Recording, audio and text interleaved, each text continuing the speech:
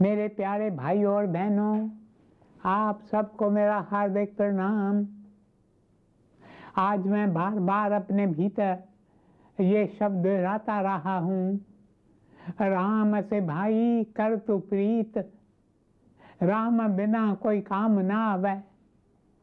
मेरे भाई, तू राम से प्रीत लगा, उससे प्रेम का नाता जोड़, क्योंकि समय आ रहा है जब हमें संसार से जाना होगा।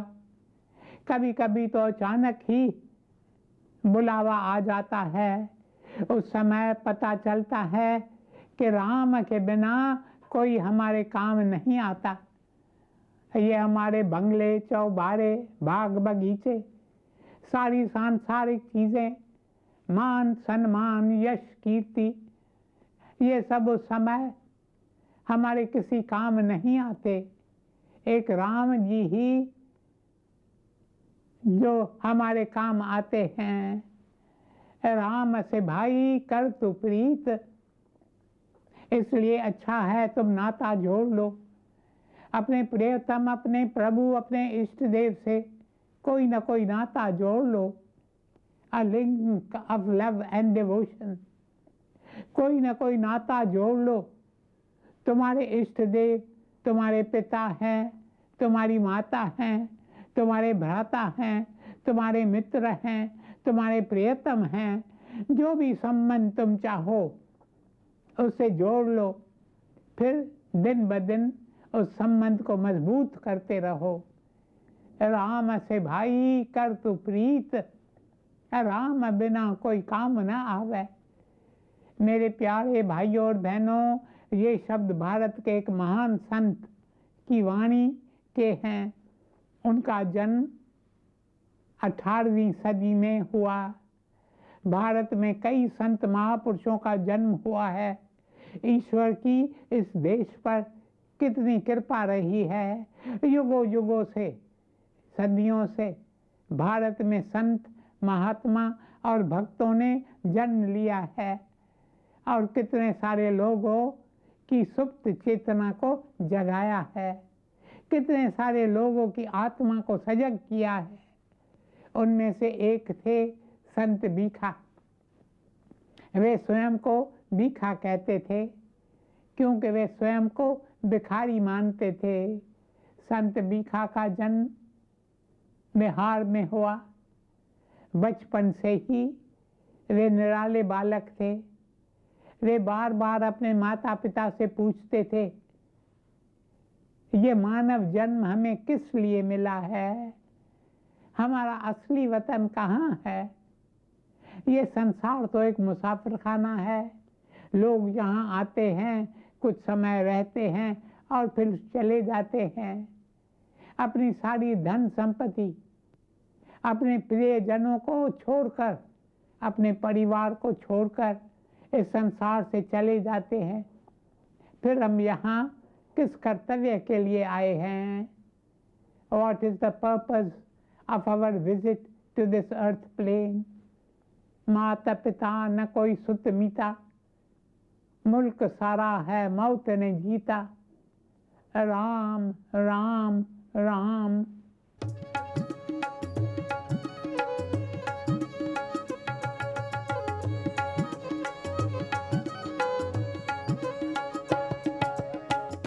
मात पिता ना कोई सुत मीता, मात पिता ना कोई सुत मीता, मुल्क सारा है मौत ने जीता, मुल्क सारा है मौत ने जीता।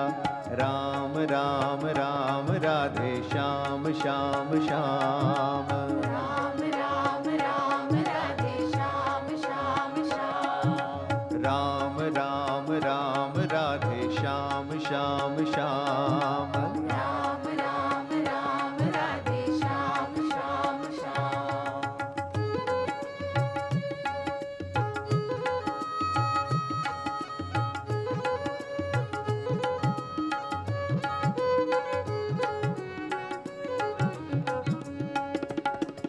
जप जप सत नाम धियाए, जप जप सत नाम धियाए, ना तो नूरी पीछे पछताए, ना तो नूरी पीछे पछताए। एक एक है चलन हार, एक एक है चलन हार। राम राम राम राधे श्याम श्याम श्याम, राम राम राम राधे श्याम श्याम श्याम, राम राम राम राधे श्याम श्याम श्याम, राम राम राम राधे श्याम श्याम श्याम, राम राम राम राधे श्याम श्याम श्याम। राम राम राम राधे श्याम श्याम श्याम। मेरे प्यारे भाई और बहनों, यदि बालक भीखा के नगर में कोई संत या साधु आते तो वह उनके चरणों में शीश झुकाने चला जाता, ध्यान से उनकी शिक्षा सुनता और उनकी सेवा करता था। मेरे प्यारे भाई और बहनों, बालक आयु में बढ़ने लगे। जब वे 12 वर्ष के हुए तो उनके माता पिता ने उनकी सगाई करने की सोची। उन दिनों बचपन में ही बच्चों की शादी की जाती थी, किंतु बालक अपने दोनों हाथ जोड़कर अपने माता पिता से विनती करते हुए कहता है, कृपया आप मुझे अविवाहित रहने की अनुमति दें।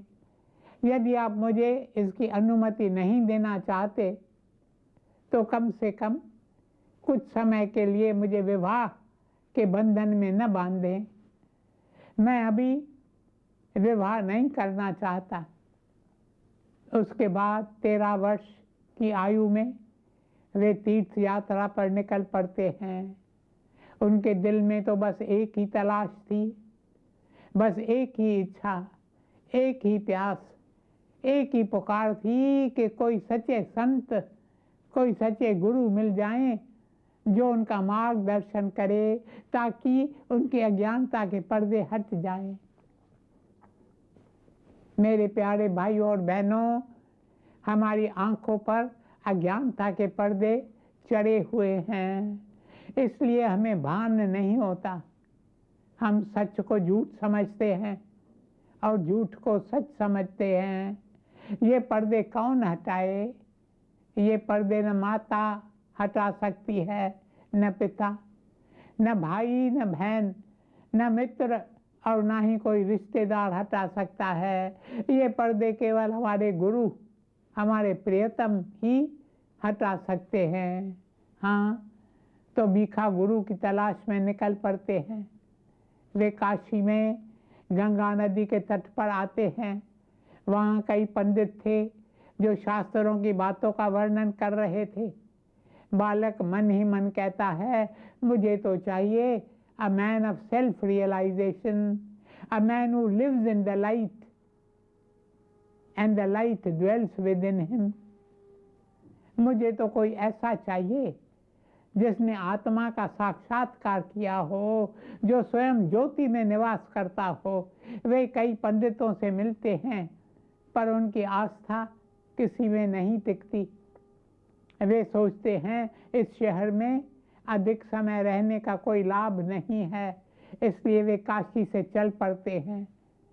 मेरे प्यारे भाइयों और बहनों, उसके बाद वे गाजीपुर में आते हैं।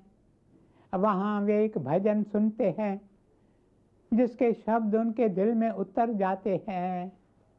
वे लोगों से पूछते हैं, यह भजन किसका लिखा हुआ है? तब उन्हें पता चलता है वह भजन एक संत की वाणी का है जो वहाँ से कुछ मील दूर रहते हैं और हर रोज शाम के समय सत्संग करते हैं, और उनका नाम है गुलाल साहिब, पर लोग उन्हें बाबा गुलाल साहिब कहते हैं। यह सुनकर अगले दिन बालक शाम के समय सत्संग में पहुंच जाता है। अपने दोनों हाथ जोड़कर संत के सामने खड़ा हो जाता है। बालक की आंखों से रिमझिम आंसू बहने लगते हैं। बालक देखता है संत की आंखों में अद्भुत चमक है। वह स्वयं से कहता है, मुझे जिनकी तलाश थी वे मुझे मिल गए। उसके भीतर ये शब्द गूंजने लगते हैं, सतगुरु मिले भाग्य जागे, सतगुरु मिले भाग्य जागे। मेरे प्यारे भाइयों और बहनों, हमें लगता है हमारी लॉटरी लगने से हमारे भाग्य जाग जाते हैं। हम सोचते हैं बड़े महल से घर में रहने से हमारे भाग्य जाग जाते हैं। हम सोचते हैं यश और कीर्ति मिल गए तो हमारे भाग्य जाग उठे। नहीं नहीं, ये सारी बातें हैं भी और नहीं भी हैं। They have no true existence. हमारे भाग्य तो तब जागते हैं जब हमें कोई संत, कोई सतगुरु मिलते हैं। सतगुरु मिले भाग्य जागे। मेरे प्यारे भाइयों और बहनों, अब बालक गुरु की सेवा करने लगता है। सुबह से लेकर रात तक अब वह गुरु की सेवा में व्यस्त रहता, उनकी हर आज्ञा का पालन करता, उसकी शिक्षा को ध्यान से सुनता और अपने जीवन में उनकी साक्षी देने की कोशिश करता। अब वह दिन भर गुरु की सेवा करता और शाम को सत्संग के समय सत्संग में आए लोगों की सेवा करता। उसके मन में यही भावना रहती कि सत्संगी भाई बहन भी उसके गुरु का रूप ही है। गुरु सत्संग है प्राणों से प्यारा, इसमें बहती है अमृत धारा।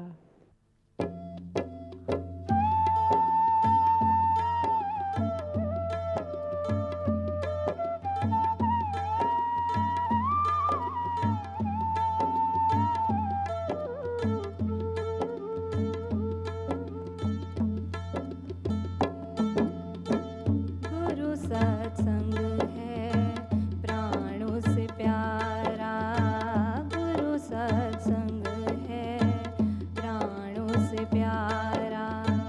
इसमें बहती है अमृत धारा, अमृत धारा, अमृत धारा। गुरु सत्संग है प्राणों से प्यारा, गुरु सत्संग है प्राणों से प्यारा।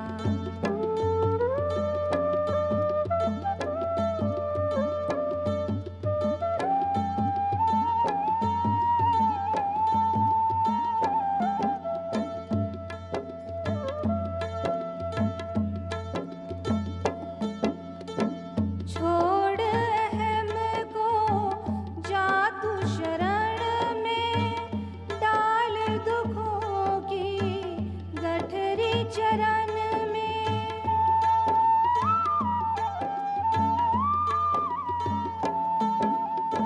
छोड़ अहम को जा तू शरण में, डाल दुखों की गठरी चरण में।